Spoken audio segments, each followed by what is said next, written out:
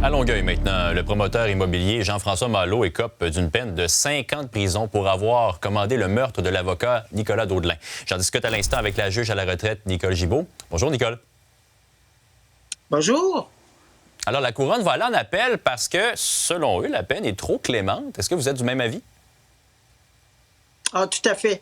Quand j'ai entendu le chiffre 5 ans, avec toutes les circonstances, parce que je connais bien ce dossier-là pour l'avoir suivi depuis plusieurs années, j'en croyais pas mes yeux ni mes oreilles. Les facteurs aggravants sont énormes. Les facteurs qu'on a décrits comme facteurs atténuants, à mon avis, tenaient pas la route pour plusieurs. C'est le donneur d'ouvrage, M. Malo. Il est coupable. Il n'y a pas de présomption d'innocence ici en ce moment-là. Alors, c'est le donneur d'ouvrage, c'est lui qui a demandé à deux individus d'aller tabasser. Il n'y a pas eu de preuve nécessairement qu'il aurait dit aller le tuer, même s'ils sont partis avec des fusils. Malo dit qu'il ne le savait pas. Bon, enfin, j'en passe, là.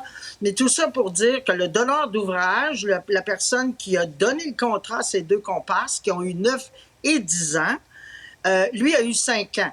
Parce qu'il a peur d'aller en prison. Il n'est même pas présent à la cour non plus.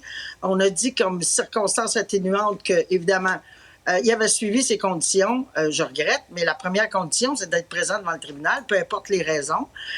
Il fallait qu'il se présente devant le tribunal pour sa sentence. Ça s'est fait par vidéoconférence, par courriel. Il a peur d'aller en détention. C'est pas la première fois qu'un détenu potentiel a peur d'aller en détention parce qu'il y a d'autres gangs ou il y a d'autres personnes qui vont lui en vouloir.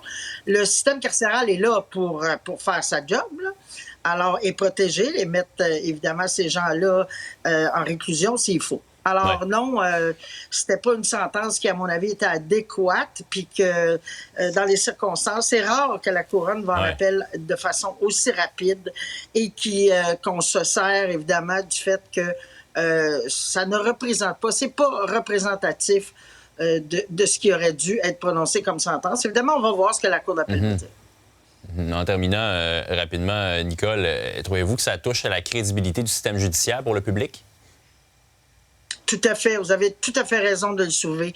C'est un motif très important. En ce moment, c'est pas facile, la crédibilité du système judiciaire ou la confiance du public.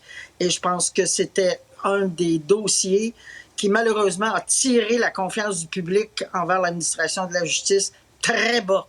Alors, j'espère que ça va mettre un baume, au moins. On ne sait pas la décision de la Cour d'appel, mais ça va mettre un baume qu'on pense qu'on pourrait se pencher sur cette sentence-là qui, à mon avis, n'était pas adéquate. Nicole Gibault, merci beaucoup d'avoir été là ce midi.